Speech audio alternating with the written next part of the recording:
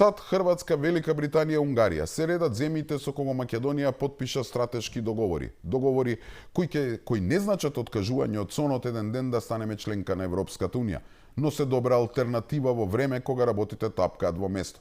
Замислете само да имаме вакви договори со речиси сите поголеми членки на Унијата. Тогаш нашиот процес на пристапување би бил само формалност.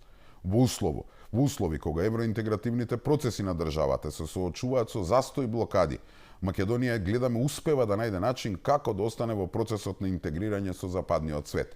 Ако процесот на евроинтеграција би се толкувал како еден вид на мултилатерално поврзување и интегрирање на земјата, тогаш овие стратешки договори со повеќе земји представуваат билатерален супститут на моменталните блокади. Ваквите партнерства и соработка отвараат нова перспектива која ќе представува алтернативен колосек за да државата се поврзе со западните партнери. Токму договорите за стратешко партнерство на Македонија со западните земји во себе содржат европска субстанца и представуваат контрапункт на сите антиевропски политики кои се длабоко навлезени во самата ЕУ и ги блокираат и разградуваат интегративните процеси. И не знам зошто некој би имал нешто против ваквите договори.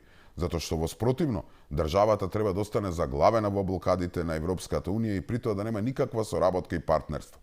Така што Македонија не смее да остане жртва на неодговорното владење на претходната влада, која прифати една капитулација наречена францускиот предлог и неговата двотретинска обврска да мораме да го смениме уставот.